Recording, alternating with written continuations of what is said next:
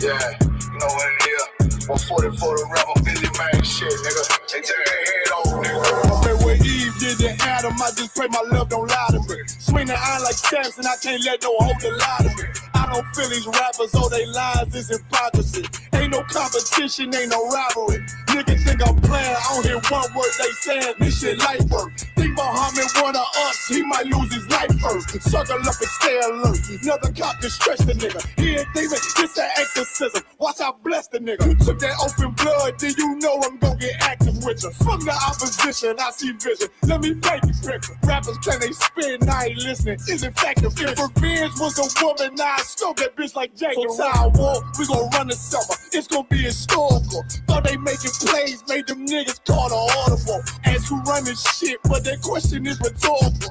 Bitch, I'm the one, me cookies with the oil. I'ma get them crackers, hell, should've never kidnapped my family. I can't even do that. Bet I be the last nigga standing. Do a life sentence for my niggas, pray you understand me. I might put a switch on this block and call it young baby. How you real triggering on them dots? You a bird feeder, claiming he a demon. What's a demon to a cold leader? When he saying something, I ain't hear. This shit like it ain't about who got this gun, it's about who gon' up that fight first. I turn a bad situation to a game changer. Bring soldiers from the dead, just raised up the chain. Six shots, I'ma look like Aaron Jones when I run it. Never bite the hand that feeds you, you'll never get that hand back. He bitching about 10%, I don't wanna hear none of that. He dropping sword, fuck him, just make sure you get that cover back. Look around, he ain't with us, probably cause he never was. Now my chin like you with the angels for your brothers. Everybody wanna be Richard Porter, God kill him like Alpo. Play if he want, it's laying in the trunk like Lee Malvo. A certified woman's ass nigga, I am not a toy.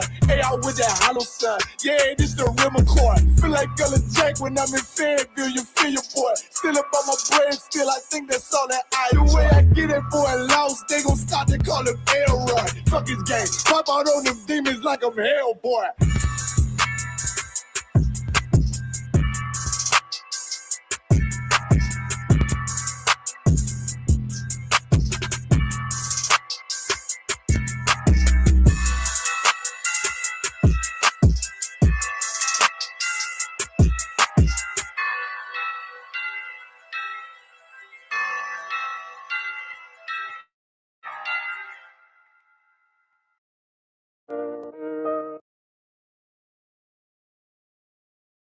You good? All right, clap it up. Shalom, nigga. Israelite School of Universal and Practical Knowledge. Sorry, 1 West 125th Street, Hall, New York, under the Commander Yahanna. Today is the opening of the Feast of Purim. All right, so we're gonna get into that. We're gonna learn something today. If you pay attention, if not, Lord bless you. All right, give it. Somebody pull the verse. You know where's that? In Esther. Let's start at verse 1. Yeah. I got a microphone down there, right? You good? Go ahead.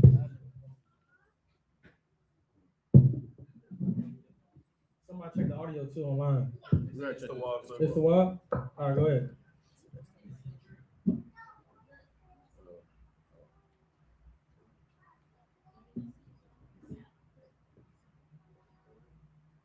Y'all got it? What's going on? Y'all don't need to put it on the screen if y'all don't need to. It's slowing things down. I'll suggest another brother read while another brother put on the screen. I can't find it. This is the book of Esther, chapter 1, verse 1. Now it came to pass in the days of Ahasuerus. This is Ahasuerus, which reigned from India even unto Ethiopia, over 107 and 20 provinces. Now, y'all know who this is? Somebody look it up. This is another part in the Bible that proves it's real. Pull up. Somebody, first person get it, tell me who this is.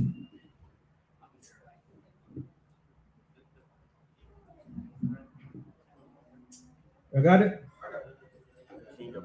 Who got it? Kawakai.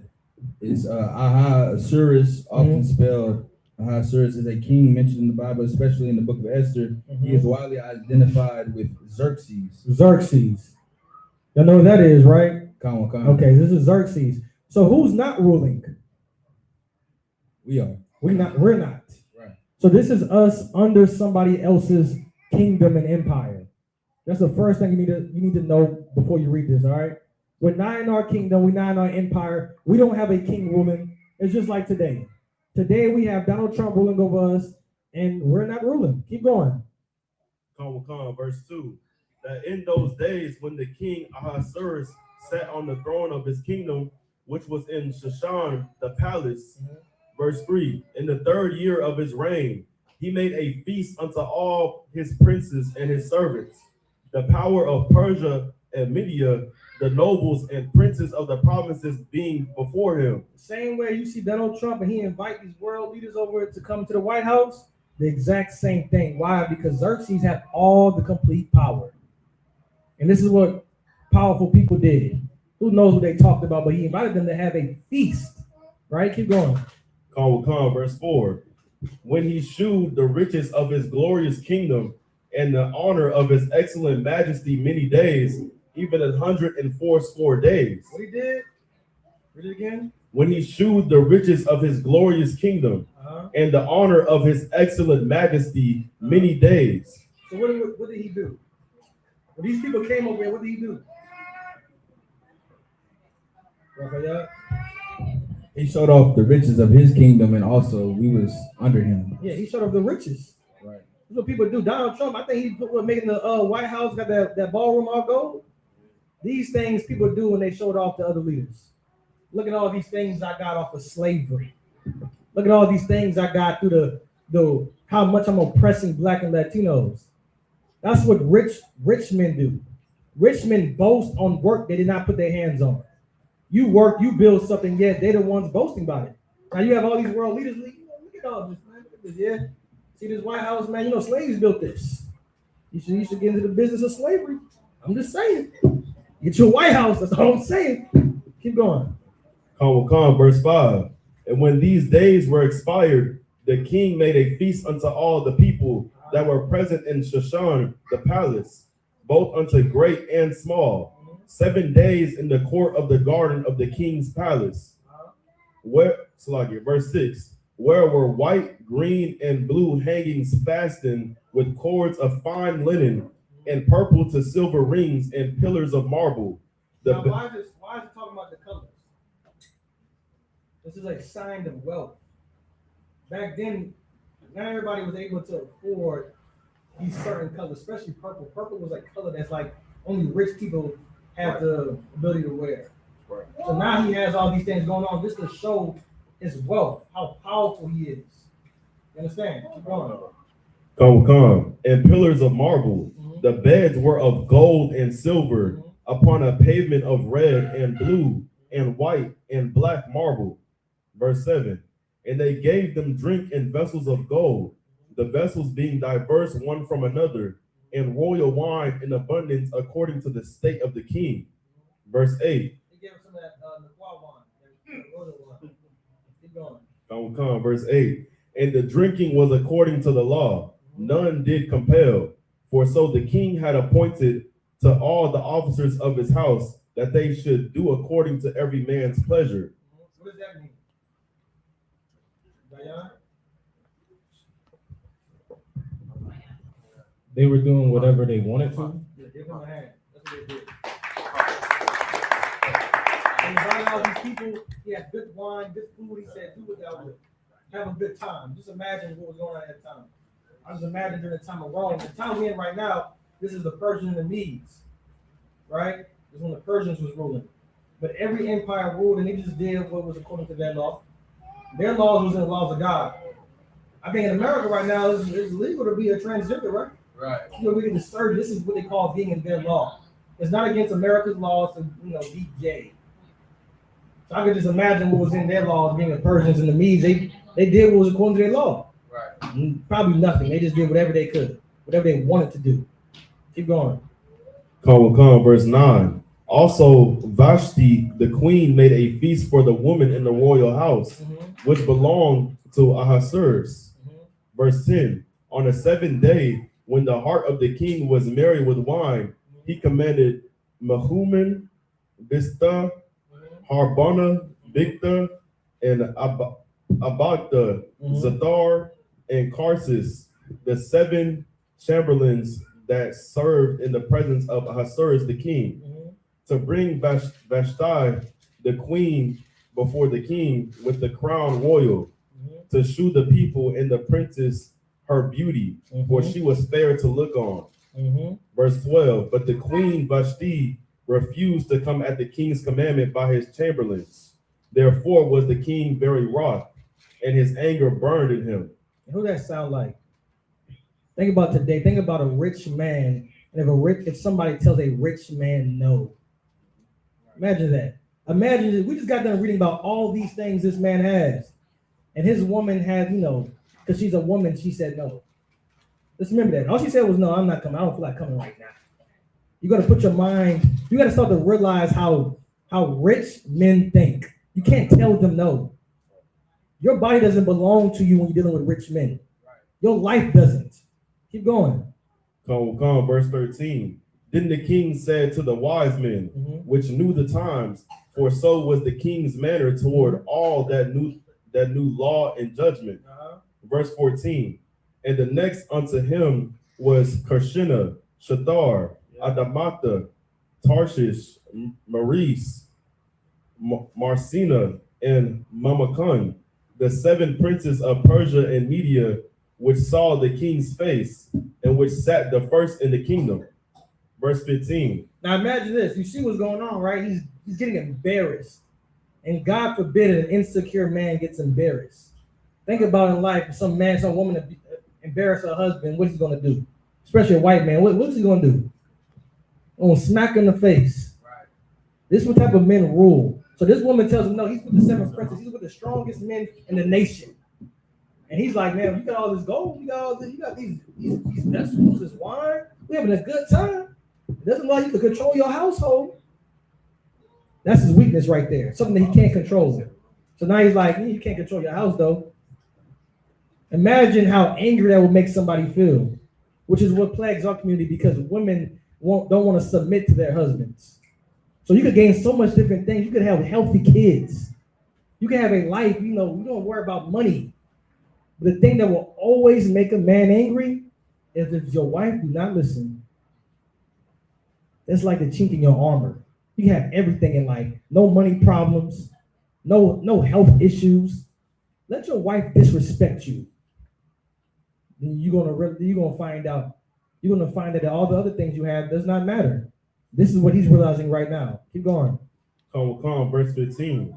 What shall we do unto the queen Vashti according to law? Because she has not performed the commandment of the king Ahasuerus by the chamberlains. Verse 16. And Mamakun answered before the king and the princes, Vashti the queen had not done wrong to the king only, but also to all the princes. So why? Okay, she said no to him, but how she did wrong to all the other princes? Rapayah? Sluggish if I could, because their wives were there too, for sure. So what their wives got to do about it? Their wives didn't say no. Them watching the king, the man with the highest power in the country's wife, not listening to him is going to show these women whose men aren't in such a high position that they don't have to listen to them if she's not going to listen to the king. Exactly. This should let you know, if you're a woman out there, this should let you know that money does not buy happiness. Why this woman did not go when she was called? Seems like she was not happy. He was trying to show her off though. He had anything she could have dreamed of, he could have gave it to her. But yet she said no. Money does not buy happiness, yet everybody thinks it does. And these men understood something. These men understood how important role models are, how important leadership is. How many of y'all growing up wanted to be like somebody? Everybody wanted to be like some type of gangster. Who's that rapper they found out was doing crazy stuff? Who's some rapper? God forbid NBA YoungBoy comes out being gay. If NBA YoungBoy comes out being gay, people are going to kill themselves. Why? Because NBA YoungBoy is their leader. It's who they follow after. So now you imagine sisters in the world, somebody they would die behind. Like Cardi B. Give me a better one. What's a better one? Beyonce. Nicki Minaj. Beyonce, Nicki Minaj has what she called the help me out, man. The Beehive is Beyonce. The Barbs. The Barbs. That's who you fighting. You raising a daughter, you fighting her. She only got two choices in life. I'm trying to tell you. Yeah, daughter, she either gonna be a bar, she gonna be part of the Beehive. That's it. You better turn and face the east, make sure she's not neither of those things. But that's what you're battling. Why? Because the position she sits in. How you gonna tell somebody like, how you gonna say God's not with Beyonce? You tell your grandmother right now, yeah, God hates Beyonce, grandma. How? How you know God does not hate you? You poor. You just got part of your job. Beyonce got a good life. How is she not blessed by God? How is she not? How is, what's the one, Nicki Minaj? How is God not with her? You see all these things they have? Now imagine if Nicki Minaj and Beyonce did right in life with all they had, with all their riches. Like our lives have steadily been trying to find somebody who doesn't have what we have, but yet still has a good conduct.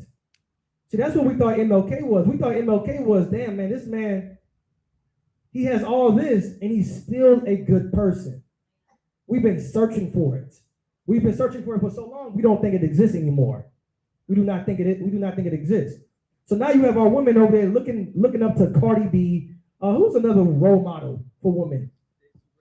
Sexy Red. Oh my goodness. Sexy Red. I'm part of blame with that. She got good music to me. I gotta stop listening. I gotta boycott Sexy Red. But they listen to Sexy Red. That's what they do. And whenever Sexy Red happens in her life, they be like, hey, look, hey, you see Sexy Red ain't with old boy no more. I'm like, what do I care? I got bills. Who do I care what celebrity sleep with who? Who do I care is Cardi B's next baby father? We don't care, but we look at them because that's all we have to look to. What else we gonna look to? Go ahead, Diane. Mm-hmm. Just to further your point, the Bad Girls Club. The bad. Oh my God! Don't say that too loud. Right. I know a couple people here who watch Bad Girls Club. I ain't gonna say no name. I ain't gonna say no name. But they watch Bad Girls Club, and it's prime time television, man.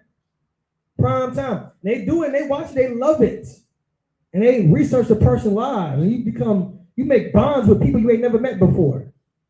You look at these people, man. Look at this girl, man. She's making it, man. She's fighting. She's standing on business. Now, whatever decision she make, you're going to make. A lot of y'all think y'all have free will in this life. We don't. Whatever you see in your timeline is the decisions you're going to make. You're going to watch an episode of Bad Girls Club, and it's going to dictate your whole entire personality. You're going to come home and do whatever you see on Bad Girls Club. Do whatever you see. What's that blog post? Help me out. Not Say Cheese. They probably know what Say Cheese is. No, it's another one. No Jump is another one. What's the main one? No, it's the main one. Y'all saying young one. Shade Room? No, it's almost there. Breakfast? It might be the breakfast. No. Somebody won't show his age with that one. Yeah, I think it is. Y'all know the point. That's where you get your news. That's where you get your life from. That's where you get your life from. You go home, Shade Room, like, damn, how am I feeling today? Okay, I'm gonna be angry at 5 o'clock. That's what I'm gonna do. These men understood that they couldn't allow this to happen. Because if they allowed this to happen, they couldn't offer their wives what Xerxes could have offered their wives. I can't. What could she not have? She has the most powerful husband in the nation, and she is not happy. What can I offer you?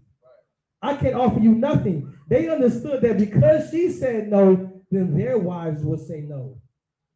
Who else their wives gonna look at? You gonna tell your wife, yeah, I just want you to look at your role models. I want you to look up to that, your that poor girl down the street. Nobody has poor role models. Show me one person with a poor role model. Nobody has poor role models. Nobody. And this is the issue. Keep going. Vashti the queen hath not done wrong to the king only, but also to all the princes and to all the people that are in all the provinces of the king Ahasuerus. Mm-hmm. Verse 17. For this deed of the queen shall come abroad unto all women, so that they shall despise their husbands in their eyes. They should do what? Despise their husbands in their eyes. Why do they despise their husbands? Because of another couple. They don't despise their husbands because of what their husband did. They despise their husbands because they're looking to another couple to get their happiness. You're never going to find happiness. You're looking at Cardi B, Stephon Diggs, about how their relationship going.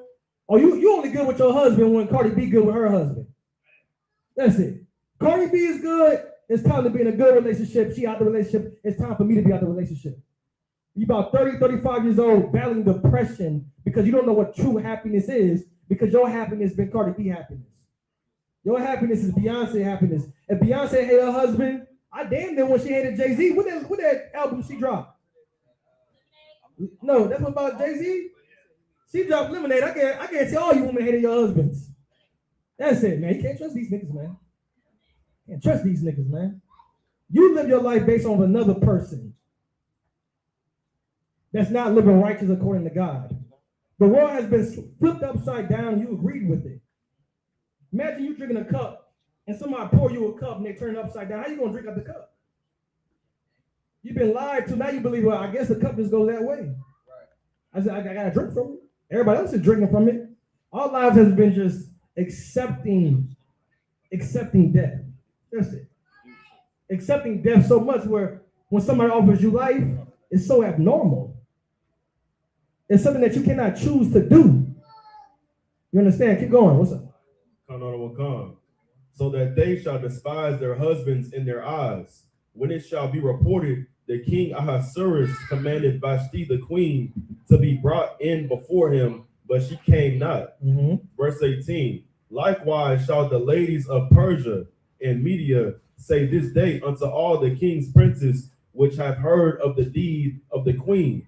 Thus shall there arise too much contempt and wrath. Verse 19.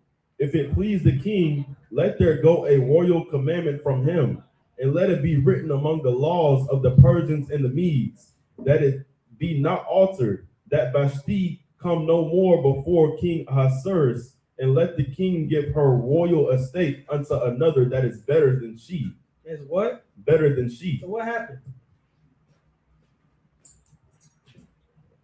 Anybody? Go ahead. The king is going to give her position and power to another woman because she knows how to listen. You're going to give him another wife, right? Mm-hmm. So what's the issue? You a sister. What does that tell you? I find this thing about women all the time. Women are the cause of their own pain. The thing that you're trying to stop to happen, everything you do is going to make it happen. It's going to happen. Anything you hate your husband for, what that girl name was? Vashti? You're going to do what Vashti did. You mad about your husband, he's going to leave, he's gone for the weekend, so you're going to give him a silent treatment. You mad because your husband's not talking to you, so you're not going to talk to him. Right. Don't you understand it? You don't know how to fight. The more you fight, the more you're going to lose. If you're mad because your husband's not talking to you, then why would you try to stop talking to him? What's the end goal to that? You're not getting what you want. It's that simple. In your mind, you think that you got to fight in a way that's going to harm you. And that's what happened to women. Women right now, good man. Let your husband go get another woman. Guess what a woman's going to do? Go ahead. She's going to leave, sir. She's going to leave. And guess what she didn't want? Guess why she was scared for you to get another woman? That's why she's scared for you to get another woman.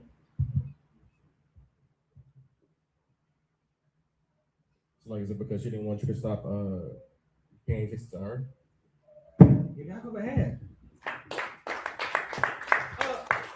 If you're scared your husband's gonna get another woman, it means that he's not gonna have enough time for you. Then why would you leave him when he does it? You get my point. There's nothing a woman could do that was going to harm her at the end. Every way you choose to fight, you're fighting against your will. You want your husband to be around, but you're going to leave him. You want to talk to your husband, but you're going to give him the silent treatment. You want your husband to be nice, but you're going to be rude. You want your husband to listen, but you're not going to. Any way you try to fight, you're going to be going against your own will. Who knows why this woman was mad? She said, we're having a good time. She's rich. She's drinking wine. She's with all her girlfriends, and she decided to say no to the most powerful man they could have gave her the world. She probably was mad that day simply because,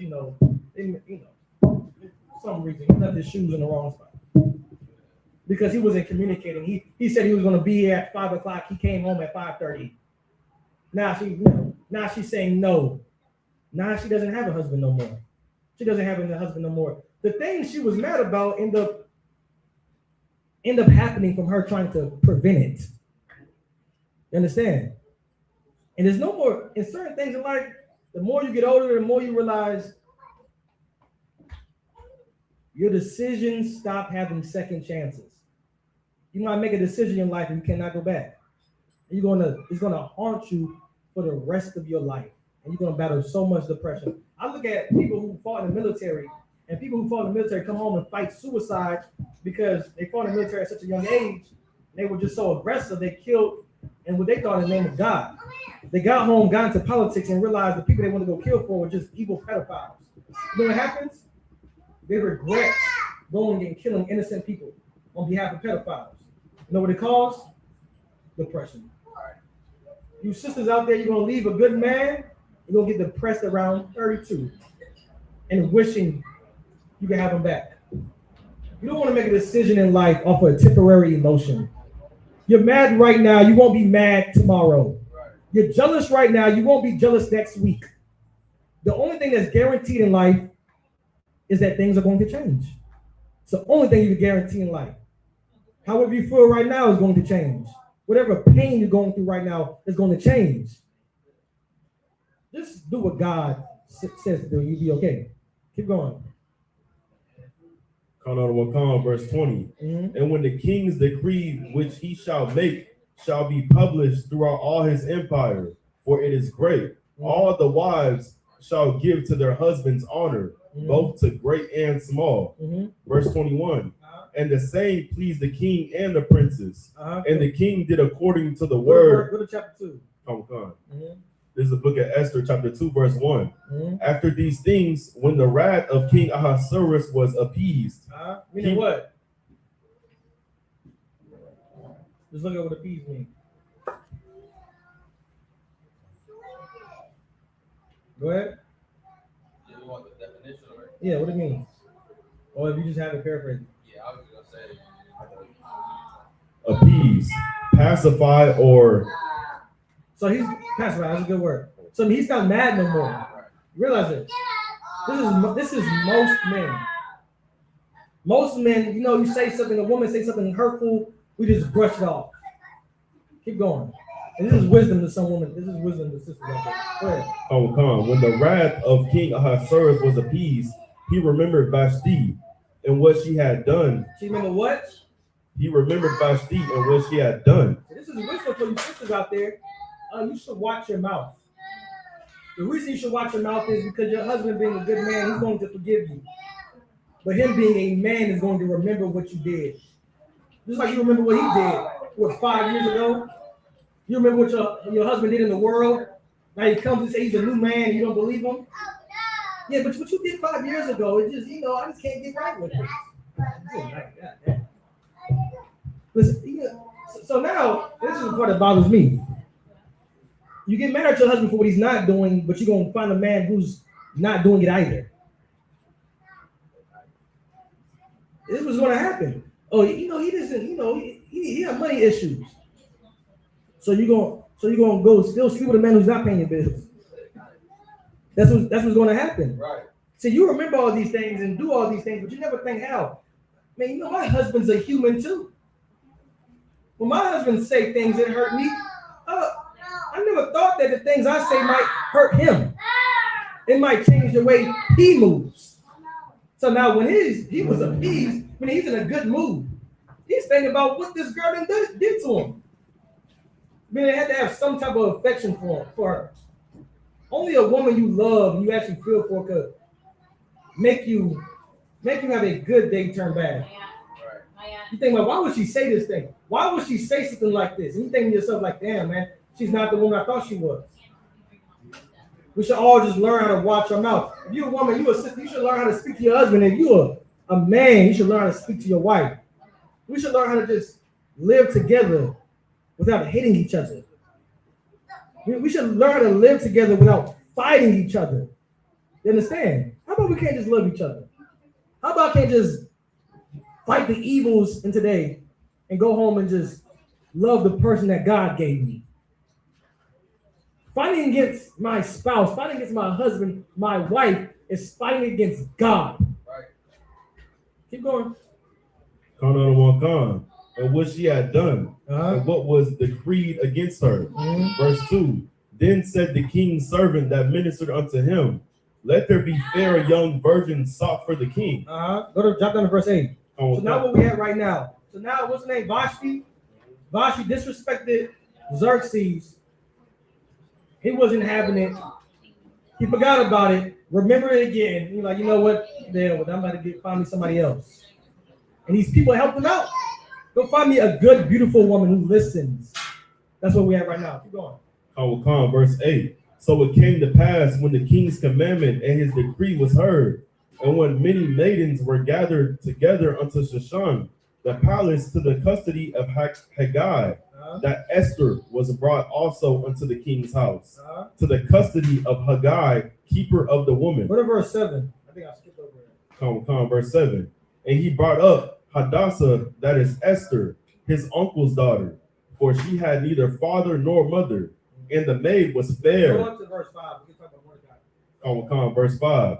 Now in Shushan, the palace, there was a certain Jew whose name was Mordecai, the son of Jair, the son of Shemai, the son of Kish, a Benjamite. Verse 6.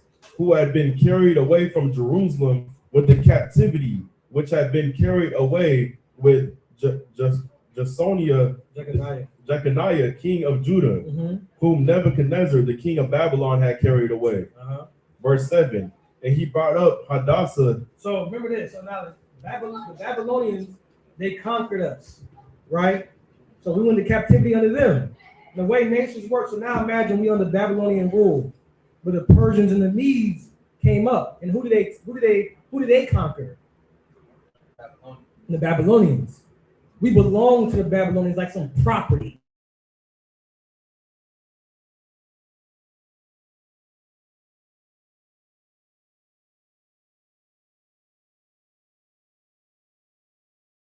His uncle's daughter, for she had neither father nor mother, and the maid was fair and beautiful, whom Mordecai. Verse 8. So it came to pass when the king's commandment and his decree was heard, and when many maidens were gathered together unto that Esther was brought also unto the king's house, to the custody of Haggai. Verse 9.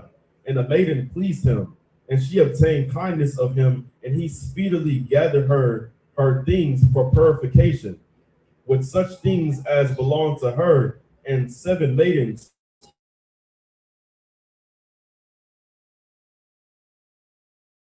her maids unto the best place of the house of the woman.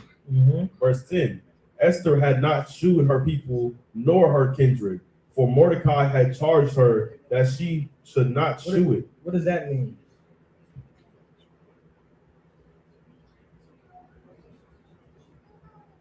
So like, sir, if I could, is he saying that she didn't tell him she was an Israelite? Exactly. Get right by your other hand. Don't tell them this yet. Don't tell them you're a Jew yet. You're gonna find out why. Go ahead. Verse 11. And Mordecai walked every day before the court of the woman's house to know how Esther did and what should become of her. Verse 12. Now when every maid's turn was come to go into the king Ahasuerus. You're gonna say Xerxes. After that, she had been 12 months, according to the manner of the woman. For so were the days of their purifications accomplished. To wit, 6 months with oil of myrrh, and 6 months with sweet odors, and with other things for the purifying of the woman. Verse 13. Now remember verse 15. Verse 15. Now when the turn of Esther, the daughter of Abihal, the uncle of Mordecai,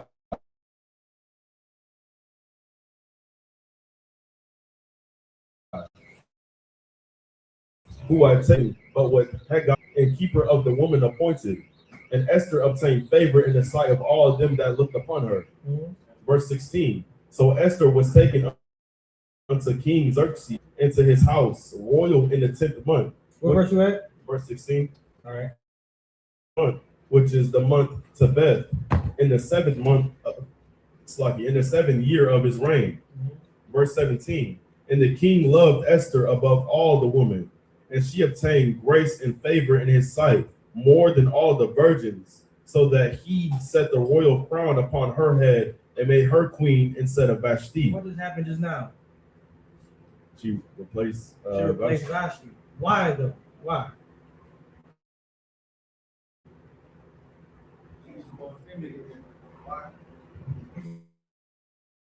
She was more feminine than her. She was a better woman. And that's not that hard. It's easy. I don't know why. It's hard. It's easy in 2026. This is the year of the woman, of the good woman. It's not that hard. It's not that hard to use. Look, who could be the hits?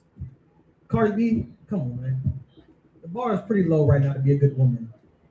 You could be a good woman. This woman, she didn't win him over how most women try to win men over, by sex. Man, remember this. She was put away for 12 months.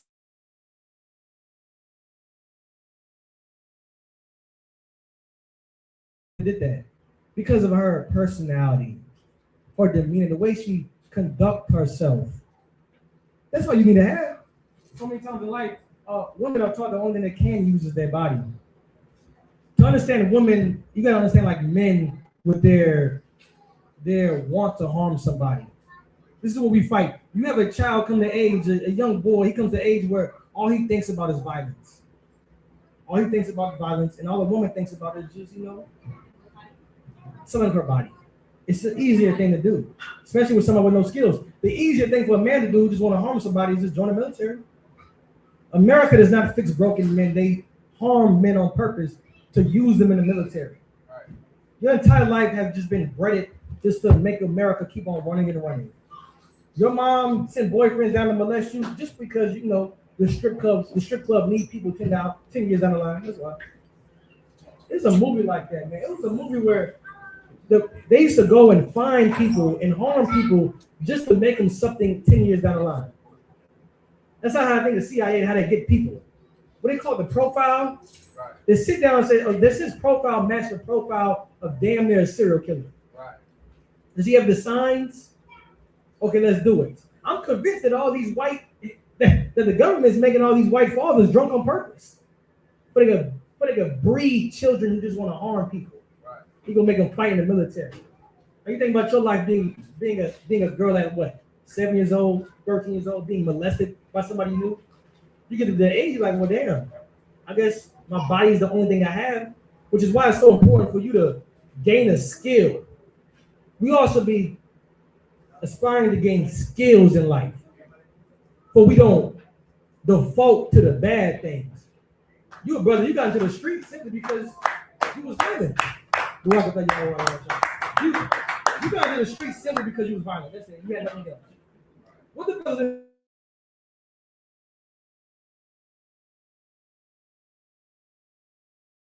in could do? Nothing. But we all have one thing in common. We all want to harm somebody. Violence. You a sister, why you not on that pole? Why you selling your body out? Because you're good at nothing. Nothing you're good at. That's why you did what you have. When the thing that God gave you, it's damn near, the thing that God gives us is damn near where we shouldn't have a default to. You assist the Lord gave you beauty. You shouldn't use that. Abuse it. You shouldn't let somebody take that away from you. Some of y'all think of beauty is just what you see in the mirror. Listen, Xerxes knew that Vashti, she wasn't beautiful. He thought so at first. He wanted to show everybody. Come look at my beautiful wife. And what happened? He found out she wasn't beautiful. Right. Found out she said, "Oh no, I'm not coming. I know I'm rich. I know we got all this, but I'm not coming." He found out she wasn't beautiful. See, most men, you find you a good man, he's not going to like you because how you look. It's going to be part of it. 65, 75, 85, 95. But that 5%, though, that 5% hold weight.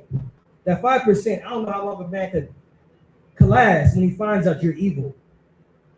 Remember, we read about how when he was appeased, meaning when he was relaxed, he thought about the things she said to him. Right. Now think about when you're mad at your husband, what you say. I could just imagine. Women have a good way of coming up with things. If y'all go to camp, y'all be uncuttable. Uncuttable. You say things, I'm like, oh, yo, I got to, hey, what you said? I got to write that one down. Who's at camp? When your husband, he's in y'all in a good mood, y'all at the movies, he's having a good time. He looks at you like, damn, I love this woman, but this woman wants to hurt me. She wants to hurt me. Why? Why am I sleeping with somebody who is not my friend but an enemy? This is what you constantly have in your head. Chasing loyalty. The woman you said, you make one flesh with, but she hates you. It just leads into bad things. Now what you gonna do? You might end up trying to find it somewhere else in a world full of people who just as evil as her. Or you might just try to abuse her as much as she abused you. You understand? Keep going. Verse 18. Then the king made a great feast unto all his princes and servants, even Esther's feast. And he made a release to the provinces and gave gifts according to the state of the king. Verse 19. And when the virgins were gathered together the second time, then Mordecai sat in the king's gate. Esther had not yet showed her kindred nor her people, as Mordecai had charged her. For Esther did the commandment of Mordecai, like as when she was brought up with him. Now, what did Esther do? What did she do? She did what Mordecai told her to do. Right. She didn't say it. Now, why she should listen to Mordecai? How many of y'all gonna listen to somebody in your family who's poor after you made it in life? Why do she need to listen to Mordecai? Some poor Benjamite. Listen, I'm a queen now, okay? I can say what I want to say. Yes, she didn't though. She didn't. Keep going. Verse 20. Verse 20. Go ahead on time too. Verse 20. 42. Esther had not yet showed her kindred nor her people, as Mordecai had charged her. For Esther did the commandment of Mordecai, like as when she was brought up with him. As what? As like as when she was brought up with him. That's the blessing of having a good male role model. Right. You have a good father, you better listen to your father to the day you die. That's how you survive. Keep going. Verse 21. In those days, while Mordecai sat in the king's gate, two of the king's chamberlains, Bigthan and Teresh, of those which kept the door, was wroth and sought to lay hand on King Xerxes. Right, so these men was plotting to kill him. Like all other people in America, all these other white men that I think Trump had somebody came to his house, some in Florida, right? Trying to kill him. All these people, Charlie Kirk, God rest his soul. Listen, man, people planning on killing these men. Right. Mordecai is overheard talking. Imagine that. Imagine I give it up to Mordecai. I've heard that. I'm like, hey, not my business. Now, y'all be seeing them social experiments? Like, what would you do? They be trying to just pick somebody up like they kidnapping them.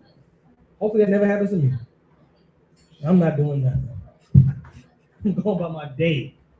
Mordecai, however, he's different. He heard this, and him being a wise man, he just knew that if he held this information, that it could benefit him in the long run. Keep going. Verse 22.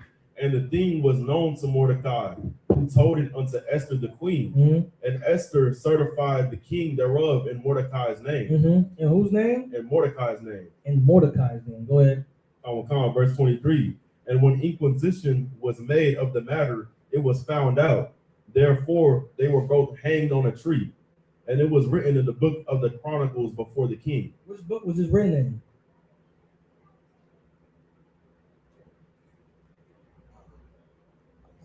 It was written in their records. You see, understand it? We live in a time right now where they think the Bible was made for every single body. So we arguing over First Chronicles and Second Chronicles when it was only our records. He read it right here. Where did they write this at? They wrote this in their. What did it say? Read it again. Right? And when inquisition was made of the matter, it was found out. Therefore, they were both hanged on a tree, and it was written in the book of the Chronicles before the king. So it was written there. Right? I don't see nobody arguing over the Chronicles of Xerxes. First Chronicles, Second Chronicles, and the book of Xerxes. Right. Nobody does that. Right. You wouldn't even think that. You're like, this is made for the Persians and the Medes. Right. The same way our First Chronicles, Second Chronicles is made for us. It's not for everybody. It's our records. Keep going. Look at Esther chapter 3, verse 1. After these things did King Xerxes promote Haman, the son of Hammedatha the Agagite, and advance him and set his seat above all the princes that were with him. Iranian? Verse 2. And all the king's servants that were in the king's gate bowed in reverence Haman, for the king had so commanded concerning him. But Mordecai bowed not, nor did him reverence. Verse 3. Then the king's servants which were in the king's gate said unto Mordecai, why transgresseth thou the king's commandments? So what happened with Mordecai? What did he do? He didn't bow. Go ahead. He didn't bow. To who? To Xerxes. Mm-mm. He didn't bow to somebody else. Oh, to what's the dude's name? Haman. Haman. He didn't bow down to Haman. Haman's not even a king. He's just some man who got promoted. Some ICE agent. Like Xerxes under. He's under Xerxes. Right? And he got promoted and he was like, how about all y'all bow down to me? Right. Bow down to me. And Mordecai, like, now you start to see his personality. First he holds his information by these old boys from the snake Xerxes. Now there's one dude come and say, bow down. He's like, I ain't bowing down to nobody. You tripping. You understand? Keep going. Verse 4. Now it came. Read again when I said why transgressing. Then the king's servants which were in the king's gate said unto Mordecai, why transgresseth thou the king's commandment? What that sounds like? That sounds like, go ahead. So like it sounds like I was gonna say a coon. It's right by your other hand. Hey, why are you doing this, man? Don't you know this is the law? Hey, what we all the time? Hey, man, you can't multiple wives, man. It's against the law. Why you going against the law? God forbid that a man wants to partake in the laws of God. I don't have that right. Imagine this. Imagine if your family member came out the closet, what you gonna say? Damn, bro. Oh, you kind of knew when you was young, bro. You knew you was young. You heard that all the time. You always hear somebody saying, "No, we knew he was gay since a young boy." God forbid a man gets another woman. They're not gonna say, "Well, he did have multiple girlfriends when he was young." We should knew all along. Right. They could have said that. Now they like, "Oh hell no, he's the devil." Right. He's the devil. Simply for doing something that him himself have a problem in doing. You don't understand the amount of courage it has for a man to do something that he was taught was wrong his entire life. What did the gay people say? They came out the closet. But the feeling they like that, I can understand. Like, God damn, you gotta do all this just to live in your truth? Right. I understand why you call it that. So much pride you gotta have. You gotta like, yeah, and you go to all your family dinners, they're like, oh, yeah, you know him. Look at he's that little coat. How you believe in that, man? You grew up Baptist. How you forsaking the King's commandments? Right. We didn't raise you like that. Well, damn, I thought we all believed in the Bible. I thought we all said that. I thought we said God loves everybody. You found out that God loves everybody. We all sinners until there's certain sins that we cannot do. Right. There's certain sins a man cannot do. Then he's the devil. You get the point. See, in our life, we're taught that we only could do things that another man decides. That's not God. A lot of people say they want to believe in God. You really don't believe in God. You're just a Republican. You believe in a, one wife, a picket fence, the 401k, no issues, a Labrador Retriever. No, you black. You probably got let me see. What's a black Republican dog? I was about to say a pit bull, but nah. Let me see. A what? A dope. That's it. Right there. That's it. We need a dog. A Doberman. Like your life, like you think that you're living a godly life. Like in your mind, you're like, man, look, I got this house. I got these. My husband got 6 figures. He's paying the bills. No issues in life. And you think God blessed you. You're not following God. You're just a conservative. Right. You believe in what white people believe in. The sad part about it is, the things that you say you believe in, you don't even follow. Right. I had to watch what happened. Is a Muslim shut up in Austin. Right. And everybody, Christian, hey, the Muslims, we gotta get the Muslims out of here. I'm like, man, people know that Christians shoot up places. Right. Like Muslims and Christians, you have to understand it's the exact same religion. They both respond. They both zesty. That is a fact. They both responsible for mass killings. You know how many times they kill people in the name of God, the name of Allah, the name of Jesus? They killed them. They did all these different things. I think like 3 weeks ago, white people was mad because the New York mayor he had made an oath in the Quran. Right. Like he's a politician. He's going to lie regardless. It doesn't matter if it's a Dr. Seuss book. Right. He's going to lie.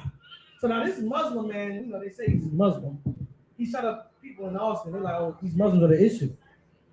And Muslims and Christians are the exact same people. Right. They both say they believe in something, but do not follow it.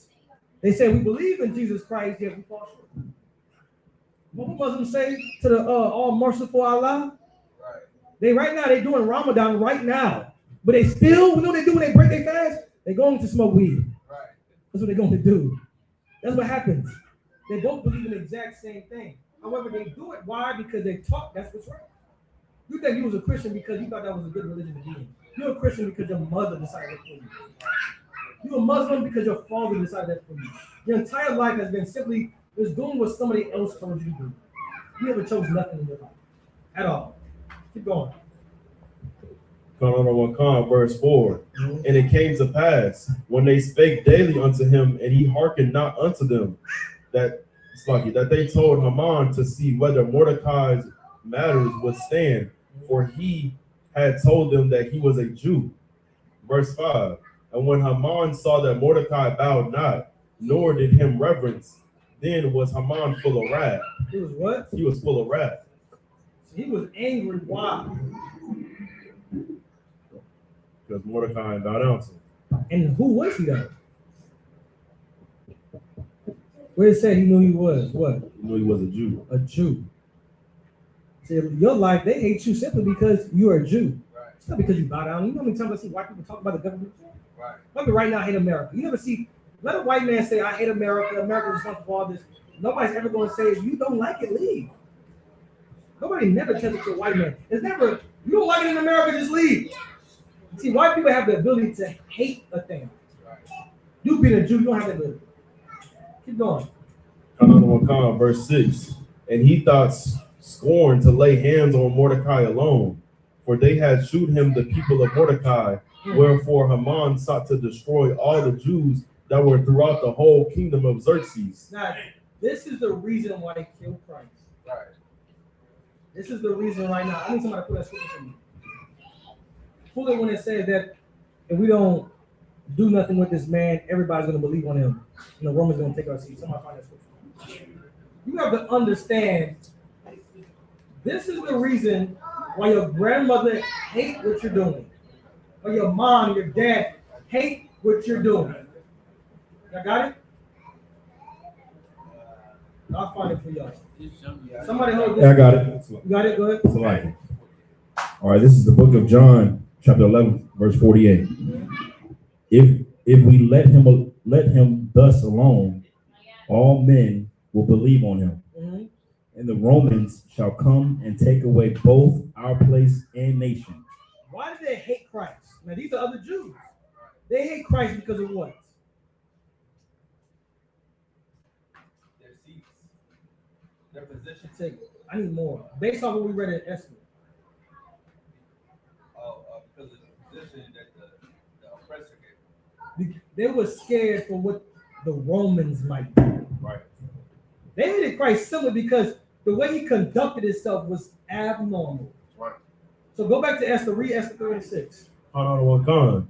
And he thought scorn to lay hands on Mordecai alone, for they had shewed him the people of Mordecai. Wherefore Haman sought to destroy all the Jews that were throughout the whole kingdom of Xerxes, even the people of Mordecai. So he was going to destroy Mordecai's people simply because what Mordecai did.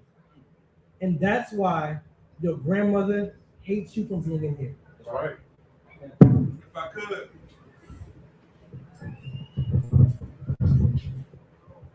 This is exactly what people think when we go out on the street and we say the white man is the devil. They think that all white people are going to persecute them for us saying the white man is the devil. Just like what's that man's name? Whack 100. Whack 100 was so afraid when we was getting boot kisses. He said they gonna go into the hood and start killing our grandmothers and the people in our hood because y'all are getting boot kisses. This is the exact same thing happening right there in this story. This happened. The exact same thing. Imagine that. Imagine you like, I ain't got behind on nigga. Now how did they say they like though? How you think one, they know like, okay, them black men who just like me go out and say the white man's the devil, what do I have to do? I have to show white people I'm not like that. I gotta be like, not me. I gotta put a MAGA hat in my car. Just in case, not me. I love white people. Not my Jesus. Doing it for what reason? Because they're trying to survive. Right. All people think going against us just to survive is the correct way. They think they're actually gonna get survival off of it. It's like, to understand, you gotta understand it like a Mexican joining ICE. If a Mexican's an ICE agent, what are they saying in their head? Rapayard? It's like if I could, maybe ICE won't mess with me. ICE can't mess with me if I'm an ICE agent. This is what you start getting. This is where coons come from. Coons come from people who've been abused so much, and they're taught they cannot talk about the system, or they're gonna get punished. Imagine growing up as a slave and you talk like, man, you know the system's bad, but if you speak against it, you're going to get punished. So what can you do? You have to blame somebody. Who you blame? You blame yourself. You blame yourself. You say, oh, I got pulled over. You know what? I was speeding. It's my fault. You always want to have accountability when you shouldn't. A sick person would say, man, they beat me like I'm a dog. Right. That's what a sick person would say. They beat me like I'm a dog. A healthy person would say, man, they beat me up. They animals, man. A healthy person will realize when they're getting treated bad, the other person who's hurting them is the issue. Right. A sick person will blame themselves. That's where coons come from. Now coons are like, man, like they hurt me, but if I speak against the system, I will not be rewarded. The only time I can get rewarded if I speak against my own people. If I speak against my own people and not get rewarded, it's that simple. I think one of the first black millionaires was just a coon. He went out there and just portrayed black people in a way that's not true to appease white people. Let's look at Tyler Perry. Tyler Perry was able to buy, what did he buy? What was that studio he bought? He bought something on acres. It was such a good black achievement. He did it by putting on a dress. He did it by destroying the image of black people, promoting propaganda. That's how Tyler Perry was able to get what he had. And people are like, well, you know it, man. He still got it, though.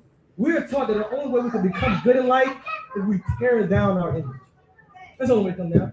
That way, if I want to be rich, I got to say, it's the niggas. My uncle told me this. I kid you not. My uncle said, white people got to understand. Black people don't like niggas either. That's what my uncle said. I'm like, what the hell? Black people in their mind, because their conduct, they want to say they're niggas. And saying that they believe that us being lynched, us being hanged, being called nigga was simply because of our conduct, not because of another people. Keep going. Let me hear up on this. Yahanna, verse 7. In the first month, that is the month Nisan, in the 12th year of King Xerxes, they cast pur, that is the lot, before Haman, from day to day and from month to month to the 12th month, that is the month of Adar. Okay, go to verse 13. Verse 13. Uh-huh. And the letters were sent by post into all the king's provinces to destroy, to kill, and to cause to perish all Jews, both young and old, little children and women, in one day, even how much? What? to destroy, to kill, and to cause perish to all Jews, both young and old, little children and women. So why are they getting killed for? For no reason. Simply for what another man did. Meanwhile, let some other white man go shoot up a school. What they say? Nobody say, I mean, white people the issue. What they would say, oh man, he had a trouble past, man. You know? Right. His father abused him. Damn. When you do wrong, well, they go black people. Always do what black people do. See, we are attached to our nationality, regardless if you like it or not. We always represent our people, regardless of what we do, which is why black people feel so happy watching entertainment.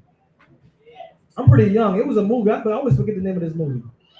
It was a movie where this black actor, he smacked this white cop on live television. And I always hear people older than me talk about it. They say, like, when they watched it in the movie theater, they watched it, it gave them so much courage. Because it's the first time in television where a black man fought back. Now, we all looking for somebody coming to represent us. We always ignorantly tied to as a nation. Always. The bad that we do, we tied to all of us. The good we do, we tied to all of us. So when you go watch somebody make it to the league, he gets drafted, it's like you get drafted. You watch somebody become a millionaire, make it out of poverty, it's like you came out of poverty. We're always attaching ourselves to our people. And that's where our power comes from. We do this ignorantly. But now it's time to focus that. If we could focus ourselves on just being one nation, then we could actually realize that people are out to harm us. So many times in life, we taught that we have to separate from people just to make it in life. How many of y'all, when you were trying to make it in life, you realized your life was going to hell, you're like, I'm just going to take a step back. I'm going to go MIA. You go MIA for false enemies. Oh, these niggas hate me. Nigga, you don't know nobody. Nobody knows you. Who's your enemies? Oh, these niggas got me fucked up. Nobody knows you, man. You have false enemies in your head. You just need to hate somebody. And you hate yourself. Black people, we've been dying because we've been hating ourselves and learn how to love another man. Keep going. Both young and old, little children and women in one day, even upon the 13th day of the 12th month, which is the month Adar, and to take the spoil of them for a prey. Verse 14. A what? And to take the spoil of them for a prey. Go to verse 3. This is the book of Esther, chapter 4, verse 3. And in every province, whithersoever the king's commandment and his decree came, there was great mourning among the Jews, and fasting, and weeping, and wailing, and many lay in sackcloth and ashes. Go to verse 7. Verse 7. And Mordecai told him of all that had happened unto him, and of the sum of the money that Haman had promised to pay to the king's treasuries for the Jews to destroy them. Also, he gave him the copy of the writing of the decree that was given at Shushan to destroy them, to shew it unto Esther, and to declare it unto her, and to charge her that she should go in unto the king to make supplication unto him, and to make requests before him for her people. I go to verse 12. So what's happening right now? So now everybody's getting killed simply because of who they are, not because of their conduct. That's the part you gotta understand. You're not dying in the street simply because the way you act, or because you're doing crime. No, America does not care about crime. People don't care about crime. It matters who does it. You've been dying simply because what you was born into this earth as a Jew, as a child of God. That's why everybody hates you. You think people hate you simply because you was rude that day? That's why. Oh yeah, I mean, I was pretty rude that day. That's what you think white people hate you? I mean, you can't expect them. You know, we are gangbangers, and I can just understand when they lock their doors, man. I don't blame them. I lock my doors too when I go in the hood. White people do not lock their doors because you're a gangbanger. Right. They lock their doors simply because you're a black and Latino. That's it. And they're in constant fear of you.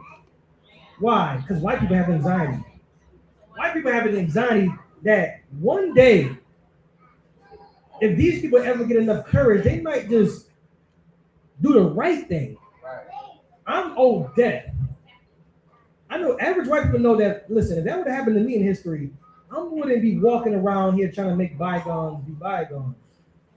I wouldn't do that. They in constant fear that one day these people that God chose might actually stand up and fight. And they'll be just in doing so. This is why they killed the Native Indians. Right. The Native Indians just welcome them in and say, you know what, we'll share the land, do what you got, do what you want to do. This is how we do, this is crop rotation, this is what we do, and yet they kill them. White people understand they don't deserve to be on this earth. They understand it in their actions. Right. If not, they would understand they wouldn't need to harm nobody. They in their mind believe they were so moral, good people that everybody want to be around. They would have spent so much time and effort to try to destroy you. They destroy you in a sense of like, if I don't do it to them, they would do it to me. Right. That's what they think constantly. However, you don't think like that. You think we're in a different time. Slavery, that's so long ago. Nigga, that's just a word. Don't let it harm you. I always think to myself, if nigga is just a word, and it shouldn't make me feel any way, then why do white people call me that when they get angry? Like, if the word had no power, wouldn't you call me something else? Like, you should call me like an egghead or some shit. Right. Like, call me, you know what I mean? See my head big or something. But when white people get angry, they call me nigger. Right. Because that word still has power. I think that man, he had Tourette syndrome. I'm guessing all white people got Tourette syndrome now. I really believe that now. Every white man I talk to, you just say nigga like it's, like you just can't help it. Right. But they saying it out loud because in their mind, they're trying to hurt you. If slavery was so long ago, if America's not racist anymore, I shouldn't be offended when you're angry at me. Why are you choosing to say nigger? You're choosing to say it because you're trying to hurt me. Right. White people know that word has power. They know their history. And they're ignorant of it because white identity, is rooted into the oppression of black people. You ever thought to yourself, how come white people right now are killing themselves by the thousands with all they have? But yet black people, Latino people in America, we've been through so much, but yet we're not doing the exact same thing. Because we rooted our identity in our culture, Right. in our oppression, the things that we go through, our food, our language. You see how powerful culture is? Culture is so powerful, it will make you fight for tomorrow. White people have no culture, and they just can't see tomorrow. They can't see it. Now imagine that. Imagine the culture that we developed in America makes us fight. Imagine if we take this, what we're learning right here today, and put it into the earth. What more it could do. Right now, the culture we have right now, it makes us just want to live for the next day. But if we take this culture that God gave us, then we will fight for the next day. Right. We will live for it. Keep going. Count on 1 verse 12. And they told to Mordecai Esther's words. Then Mordecai commanded to answer Esther, think not with thyself that thou shalt escape in the king's house more than all the Jews. Read that again.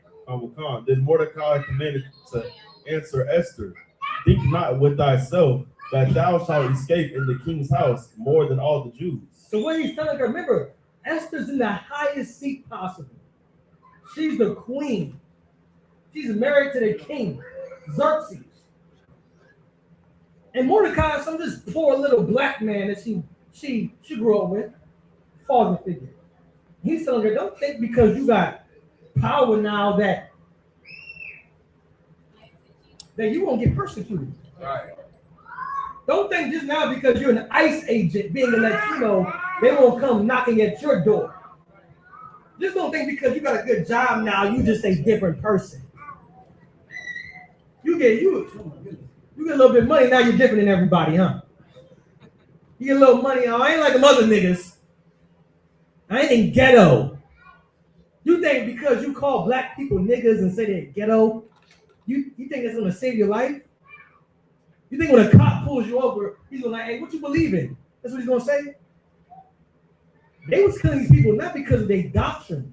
What's the name? Haman? I'm saying that correctly? Haman or not? Haman, he was killing people simply because they were Jews. He didn't care about what religion. You think all these Jews believe in the exact same thing? You think these Jews didn't believe in the exact same thing Haman believed in? Children, what do children believe in? Why does a child have to die? What does a child die for? How can a child be rebellious? A child dies because he has a toy gun. If our children want to die because of toy guns, then why do they sell them to Walmart? Why you go to Target, you watch toy guns? I gotta go watch some TV. Some type of what's a superhero with a gun? Anyway, Iron Man. Iron Man kills people. They do all these different things. Why come if my son wants to be an Iron Man, he has to die? My son wants to be Batman, he has to die. It's not because his conduct. It's not because he want to believe in. It's not because he voted correctly. It's not because his parents, who his parents are. It's not because the school system. Your children are dying simply because they're Jews. That's it. We're reading it right now. Keep going. Verse 14. For if thou altogether holdest thy peace at this time, then shall their enlargement and deliverance arise to the Jews from another place. And this is what people have to know when they're scared. Don't think right now because the person you love is doing something that you know is going to get them killed. Don't think if they stop what they're doing, that danger wouldn't arise from someplace else. They think right now, if we shut up right now and don't do nothing right now, they think that we will have no danger. Mordecai is telling Esther, don't think if you shut up right now, if you hold your mouth right now, that you won't get persecuted from another place. Imagine, we're reading this 1,000 years. This is like 1,000 years from right now. These people oppressed us. We're being oppressed right now. We couldn't flee danger. Danger, death still found us. Why? Because we're taught that we can't stand up right now. If we don't stand up right now, we be quiet, then hopefully I can escape death. You ask yourself right now, do anybody remember the time they were living during the Babylonians? Do you remember the time? Do you remember the time you lived during Egypt? Do you remember the time you lived during the Persians and Medes? Do you remember the cities you made during that time? You don't remember that. I bet you remember how you're getting persecuted right now. I imagine you get persecuted right now. It feels like so much pain, but you can't remember how you're getting persecuted in Egypt. To me, what? If you were to choose that day in Egypt to serve God, then you would have feel the pain today. If you choose that day during the time of the Persians and Medes to follow God, you would have feel the pain today. You got to make a decision right now. I decided in this life I would not seek peace. You have to understand. You have to have so much faith. And people throw out faith so much. You have to have so much faith that you know. And this is the beauty of understanding regeneration and the resurrection. The beauty of it is knowing that this is not my only life. If this is my only life to live, none of us would be here. If this is my only life to live, why would I do something that will put me in harm? When they say a cat has 9 lives, you have to look at your life like that. I have 9 lives. You think that if you just try to be scared in this life, you wouldn't risk your other life. Imagine you got 9 lives, you in your first life, like, well, I'm not going to really risk this life because I have 8 other lives. Just to find out, because the decision you made in that life, you died 10 times over again. Not knowing the time that you chose to sacrifice your life right now might be the only life you have to sacrifice. That's what we're fighting for right now. We're fighting for a time where I made it in my mind, this is the time I would not seek happiness. This is a life where I would not seek peace if I could get it in my next life. You think imagine being born back into the earth in the kingdom of heaven. You would never feel pain. You would never feel sadness. You would just be experiencing the fruits of the labor you put down in another life. That's the reward. The faith is doing something in this life. Even if I die, I'm gonna get a reward in the next life. That's something that nobody can do. In this life, you fight for something that any man can have. You ask yourself right now, what's something that you can fight for that Elon Musk cannot get? I'm fighting for something that Elon Musk will never have. That's the resurrection to life. Elon Musk cannot have that. He can have any car I buy, he can have any house I buy, but he cannot have the resurrection to life. So you make your mind up right now, are you going to experience pain for a little moment to get life later? Or are you going to risk your life right now so your children's lives will never feel pain? Will you till the ground right now so your children will never have to till the ground? You today, you have to make your mind up, am I going to be the one who's going to break the generational curse? Am I going to be the one that my grandmother never has to be weak again? Your grandmother, your grandfather, your mom, your dad, they're weak today because you never chose a decision for yourself. Somebody has to do it. I'm not expecting my grandmother and my grandfather to be strong. I'll be strong. I'm not expecting my grandmother, grandfather to come and risk their life. I'll risk it. That's how life works. It takes one man out of a family to change the world. You got to look about white people and their founding fathers. A statue of just white people. They made a decision today. I'm going to do what I have to do just so my children can live. Now you look at the fruits right now. You look at what all those men did. How come that can't be you? How come it can't be you, even though how much riches you have? You sit in the king's palace. You have a good job. A lot of y'all went to college, got a good job, good degree, make a lot of money. How come you can't choose to follow God even when you shouldn't? How come you can't do that? Because you're selfish. You're naive. You're ignorant. You think right now, your life, the only thing that matters in life is your life. To seek true happiness in life, if you really want to open your mind from being free, you will live your life for another brother's needs, for another sister's needs. Esther had no reason to do what Mordecai told her to do because she had everything in life. There's nothing she could have asked her husband that she could not receive.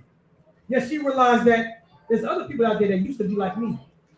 If you really want to conquer fear, if you want to conquer depression, then you have to dedicate your life to make sure that nobody ever feels depression like you had. Nobody ever gets scared like you got.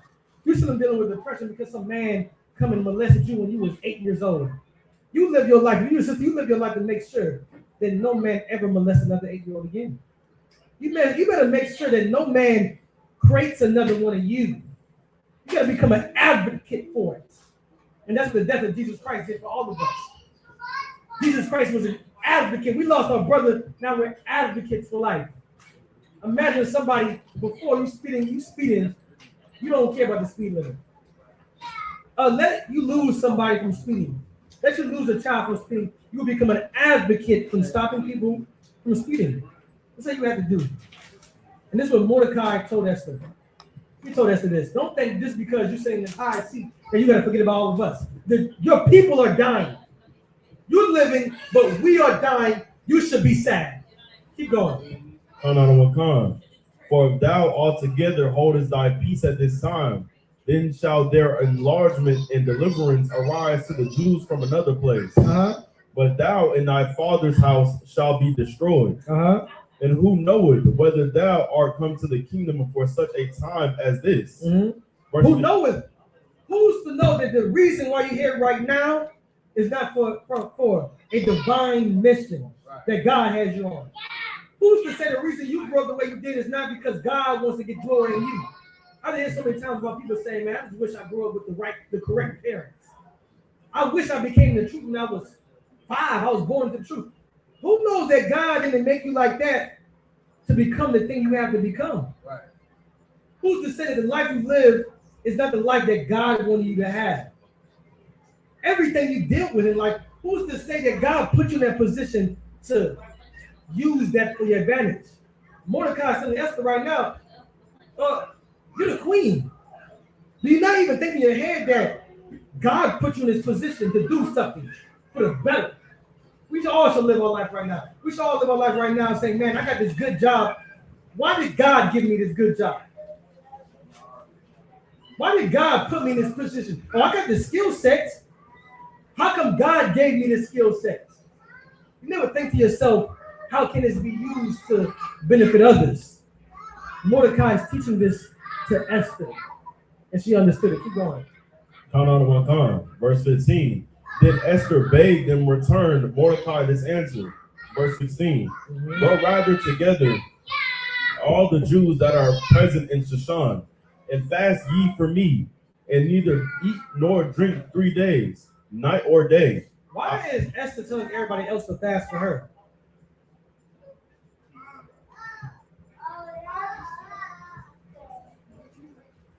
So like it says, because she's about to do something that she about to do something that is such a hard thing for her to do.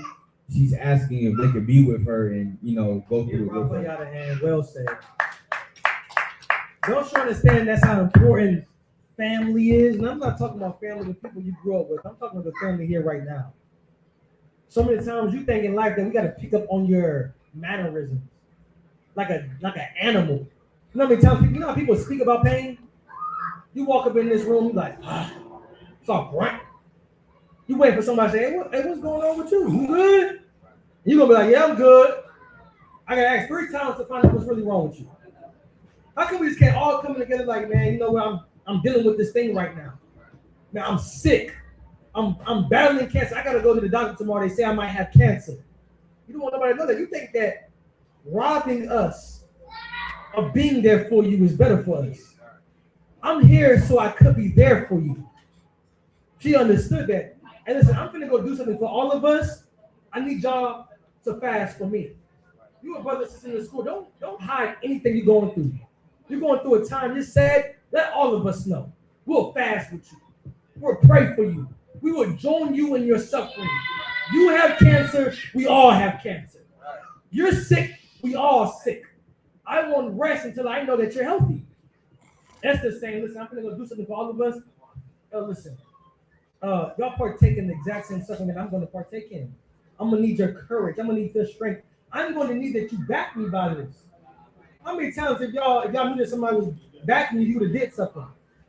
If I knew that you said you was there for me, I didn't want to go do it. Most of us just find somebody who's just there for us. Esther knew that, man, if y'all going fast for me, I could do this thing with no problem. Because if y'all fast for me, then I know that y'all with me. A sacrifice proves who your friends are. Doing something that you don't want to do is something that you should see if that's my friend or not. Most of y'all have friends because y'all both do what y'all both want to do. How many people became friends with people today? Y'all childhood friends because y'all stole something together? Stole something together, right? You caught a lick together? You robbed somebody? Most people are friends because they smoke weed together.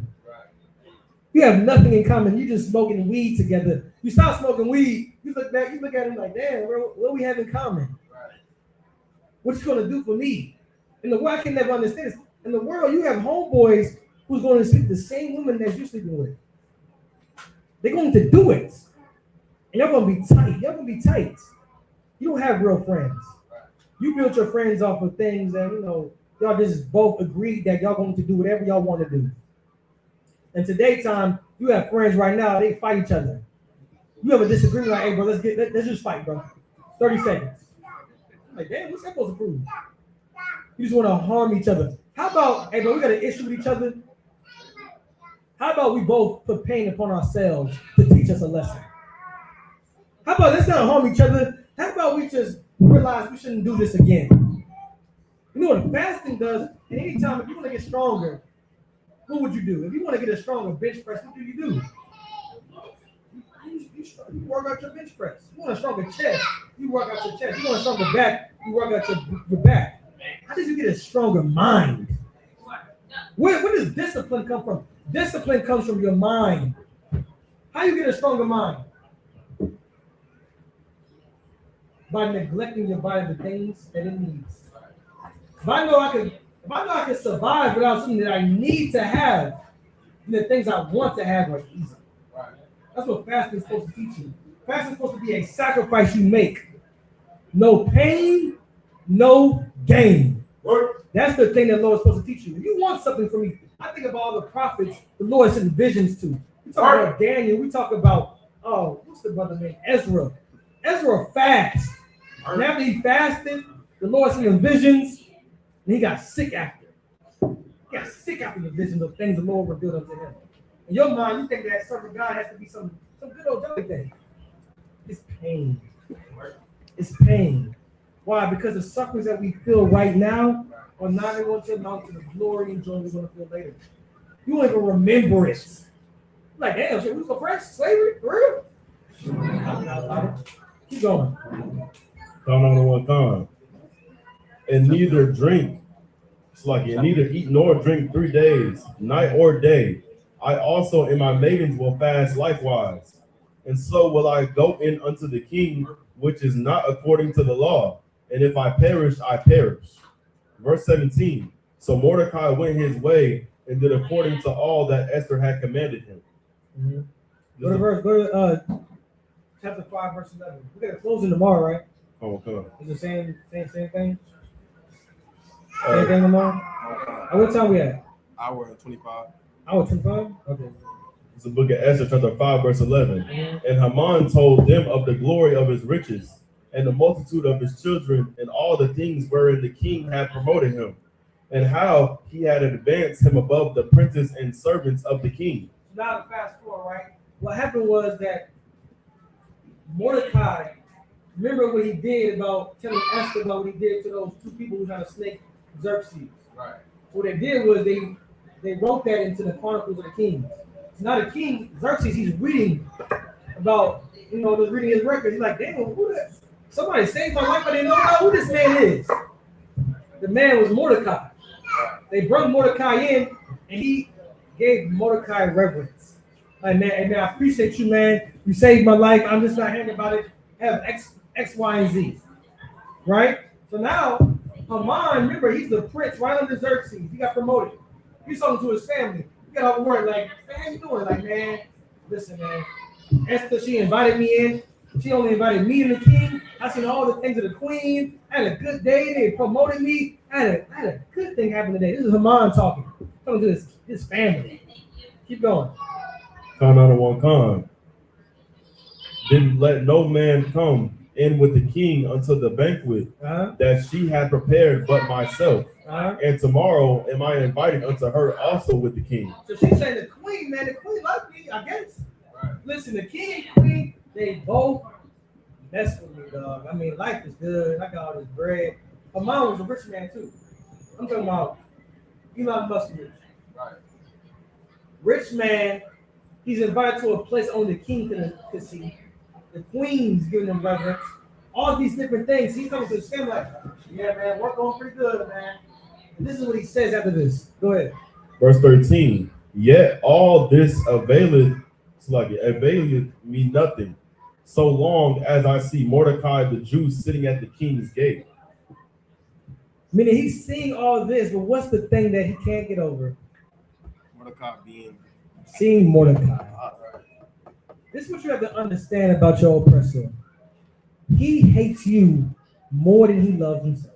Right. He hates you more than he loves himself. What more do he want?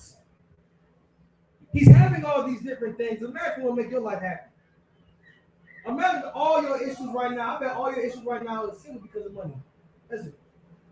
Would it be like money don't solve, don't get happiness? You in your head like, yeah, I bet that's a lot. Right. I got bills. The bills is making me sad. I need money to fix my bills. You get you some money. Let somebody see your $100K in your account. Boom. You like, hey, put a cold job on me. Hey, we finna go eat. We having a good life. Right. Now imagine all these things that white people got going on. Remember, I want y'all to pay attention to this. White people dominate damn near every single job field in America.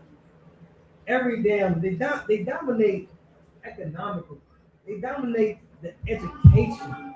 They dominate every single thing. The damn Supreme Court, politicians, mayors, CEOs, billionaires, millionaires, they're all virtually white. But in 2026, they're saying that white people are being oppressed. Why? Read that again. Come.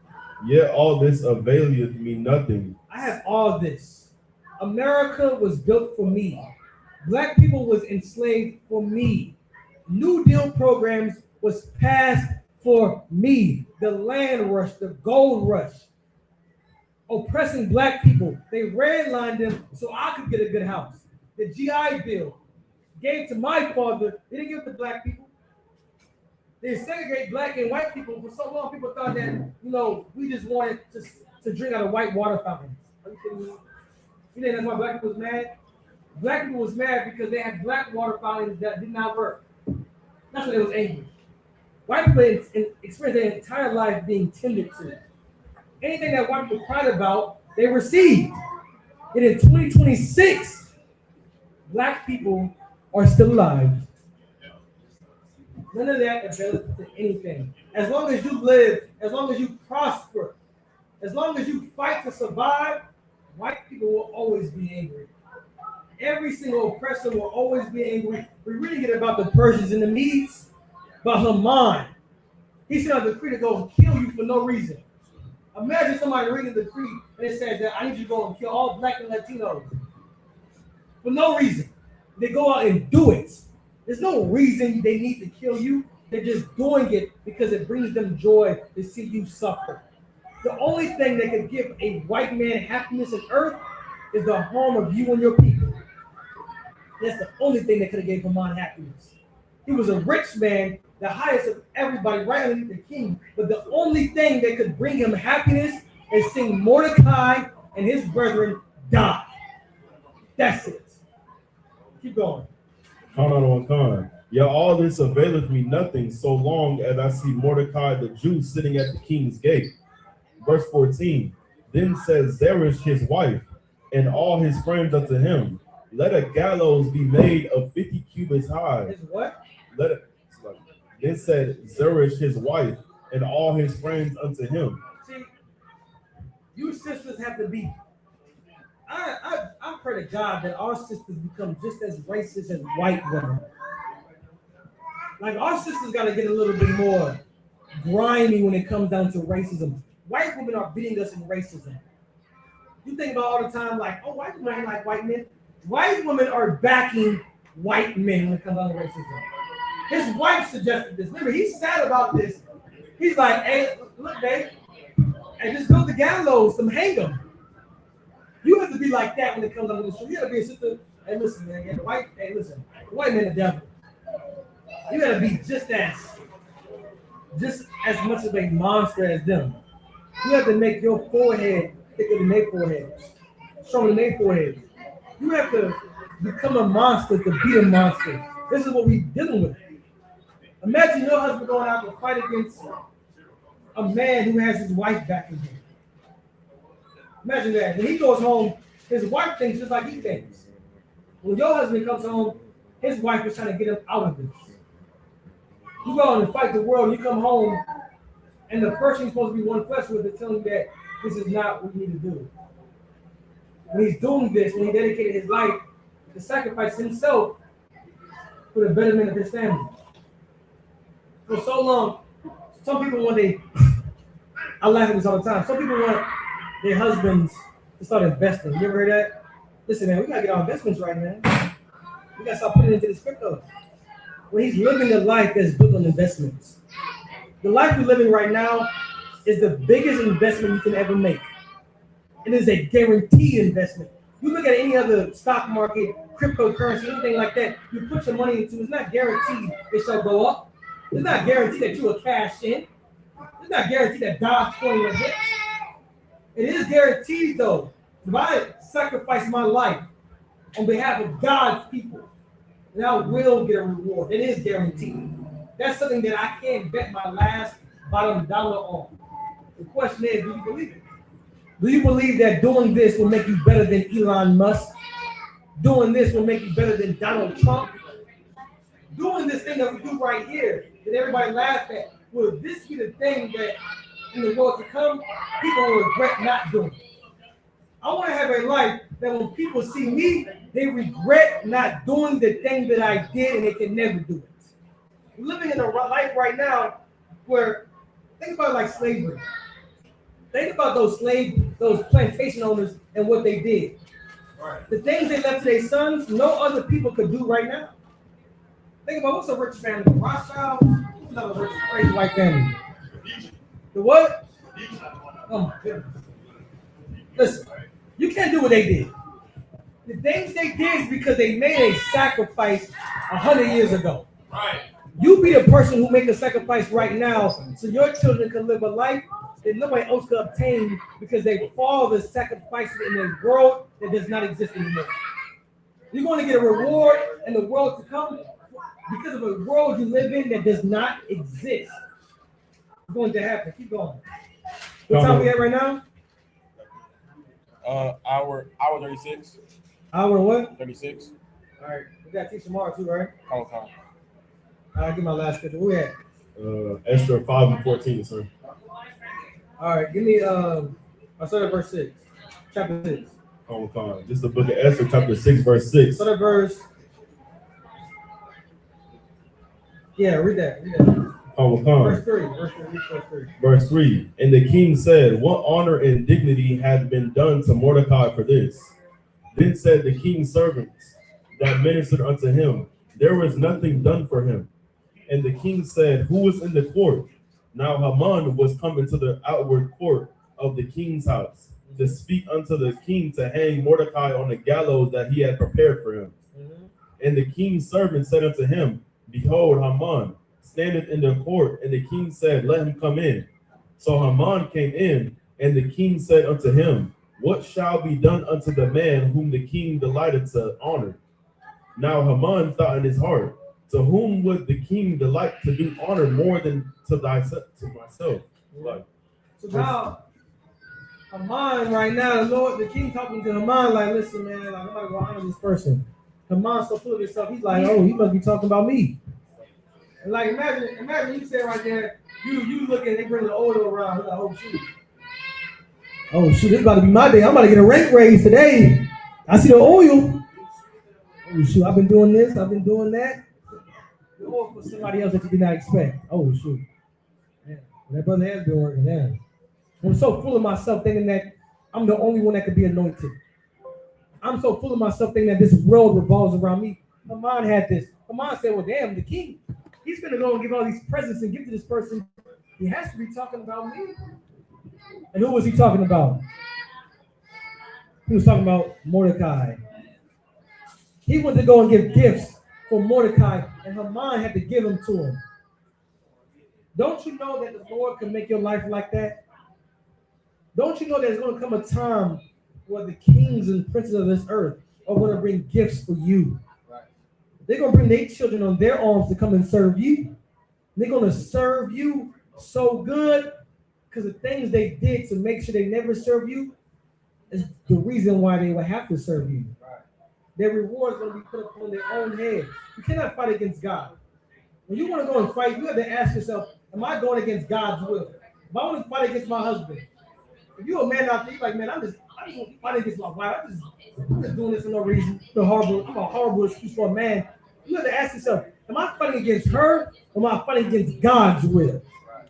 That's what we should look at everything. Am I fighting against him or am I fighting against God's will? We know the destiny and faith of our enemy because they fought against God's will. Don't be somebody who joins them in the burial because you fought against God's will. How about we all dedicate our lives to God's will?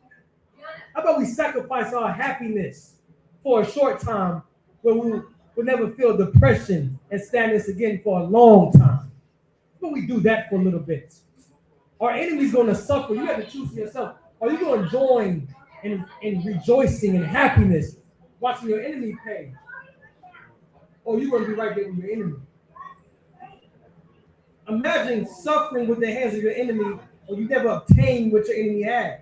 I just think about how many poor Black and Latinos are going to die in the day of the Lord, and they never even achieved the thing they fought so hard for. They're never going to experience it. People are going to die poor. Right. Die poor, achieving something that only white people could achieve in this world. White people could do something in this life that you cannot do. White people could commit crime. White people could go against God. White people could place Shaitan in the earth right now. You can't. You're going to die poor. You're going to die with AIDS, HIV. You're going to die alcoholic. Why? Because you spent your entire life trying to obtain something that God does not want you to have. Your rewards will be put upon your own head. You spend so much time hating Black and Latinos. Why in the hell would you rule with them? Right. I always used to hear about Black people trying to talk about making it the kingdom of heaven, but they hate other people. Don't you know the kingdom of heaven is going to be filled with people that you say you're going to hate? Right. You're going to be filled with people that you said you're going to hate. Imagine saying that, man, I just can't do it, man. I'm just a lone wolf. I'm just a lone wolf, bro. I really don't, I'm just not good. I'm not a people person. You heard that? Yeah. Nigga, if you're not a people person, then you're not going to be in the kingdom of heaven. Right. You're not. It's newsflash. It's going to be filled with people. Right. It's going to be filled with people. How about you learn how to be a people person? I hate hearing things about what I'm not. Who said that? I'm not a sober person. What else said? Listen, man, I'm just a murderer. Right. So you say your head like I'm just, listen, man, I'm just an alcoholic. Okay, that's cool. Until I say I'm a murderer. Right. So when it comes down to sin, sin is so selfish. That's the root of sin, being so selfish. Because in your mind, you could commit sin because you never think to yourself that somebody else could commit sin too. Right. Listen, my sin is not being an alcoholic. My sin is being a murderer. That's my sin. What if my sin is being a thief? Now I'm going to harm you.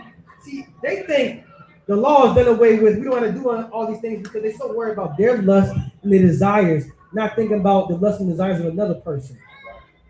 Which is why we all have to come together and realize we have to just serve one law. Right. Regardless of how it makes us feel. Right. And then one day, we keep doing it and doing it again. And one day we will say, man, listen, I am a people person. Right. Listen, man, I'm not an alcoholic. You would say it because you spend so much, all your lives living in this culture that was made for you.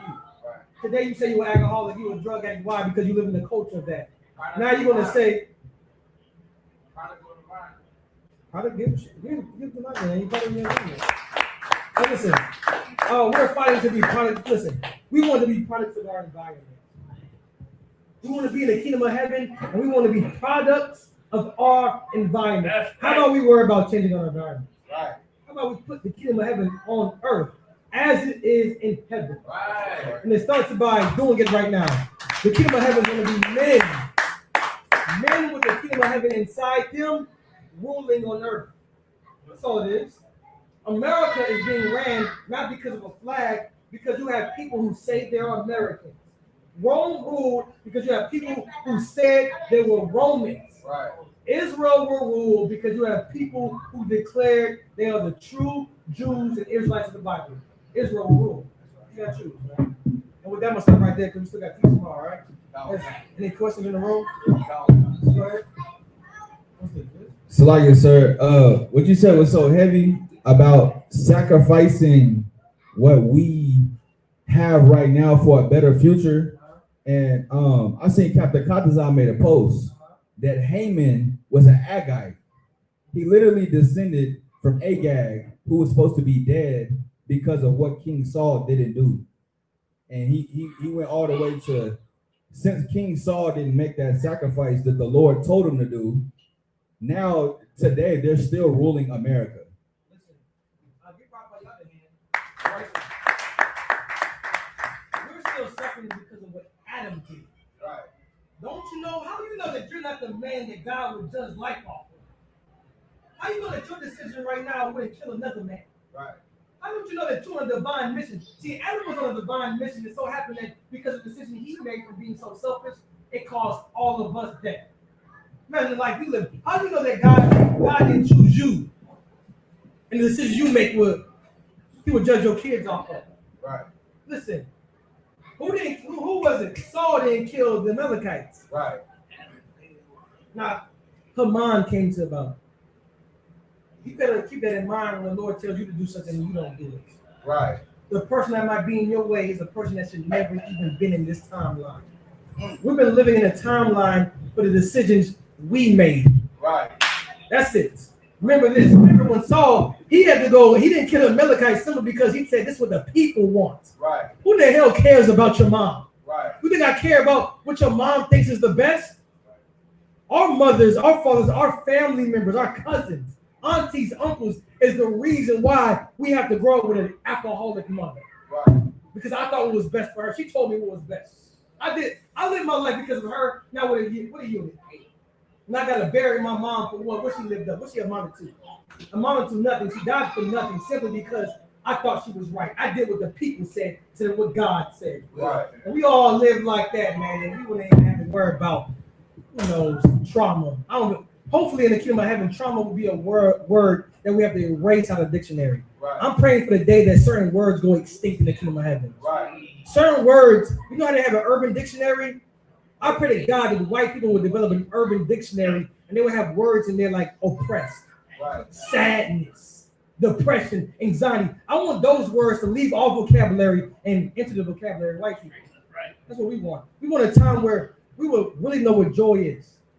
We want a time where when the kingdom of heaven comes, then we will unlock a new emotion. I'm convinced there's certain emotions that we never unlocked yet. Right.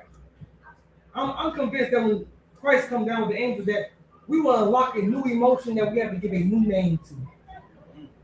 That's what's going to happen. And all our names that we had, all our slang, we won't let other people take it. Right. Now it's their time to become black. It's their time to become Latinos. It's their time to become niggas. You see white people right now saying, I'm a nigga. Listen, white people can have nigga. Right. But we got to give it meaning, though. We got to give it meaning. We probably gotta whoop them like they whooped us. Right. To give it meaning. White people will develop a culture off of oppression, just like we did. Right. That's what we're doing, all right? That's it? Any more in the room? Any more? All right. You sure? Like it, sir. Mm-hmm. I would have one more thing on that. All right. And not to harp on King Saul, but Mm-hmm. if King Saul would have wiped out the Amalekites, Jeffrey Epstein would have never existed either. Good night. Listen, good man. I can just imagine how much. Listen, you white people out there, listen, you better make sure that black and Latino do the will of God. I know white people hate Jewish people right now. If you white people out there, you hate Jewish people so much, then you better make sure you let the world know that black and Latinos are the real Jews who come to the Bible. That's all you gotta do. All right. What's that? That's security now.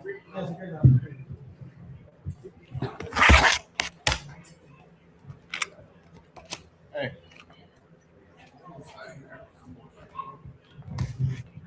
It's the ISUPK security announcements. We are the ISUPK, start at 1 West 125th Street, Harlem, New York. Rule for new brother and sister. When a new brother or sister comes into the school, they are off limits for 6 months. They are to be saluted only. They are here to shed themselves of the world. If they need transportation, the teacher will arrange it. After 6 months, if a brother or sister has an interest in a particular person, he or she must get permission from the head to speak to the brother or sister. There's another 6 months in which the brother and sister will court each other. After this 6-month period, the brother and sister will get permission from the head to marry. Tithes, which is a commandment. We find in the book of Numbers, chapter 18 and verse 21, and Malachi, chapter 3, verses 8 through 10, means tenth in the Hebrew, ma'ashra, 10% of every penny of any increase the Lord gives you. Give to treasury department or teacher. Priest fund, free will offering for priests, not mandatory, whatsoever amount you would like. Upcoming holy convocations. We got tomorrow with the closing of the feast of Purim.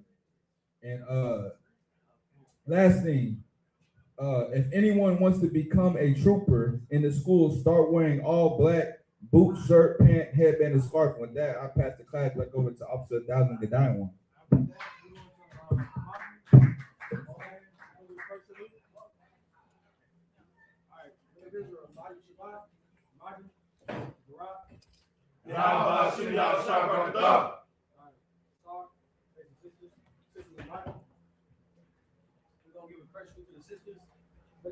Shabbat, Mayu, Barak.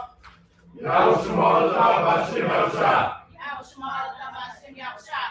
that, class is finished.